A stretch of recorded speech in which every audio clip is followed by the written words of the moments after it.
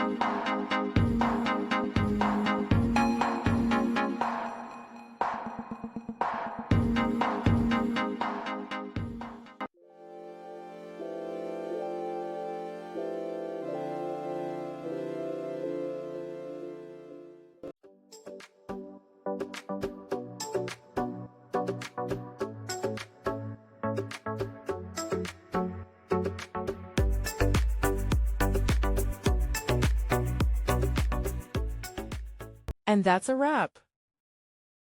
I hope you found the answer you were looking for. If you did, take a second to hit that subscribe button. It really helps out. And let me know in the comments which solution worked best for you. See you next time in the debug zone.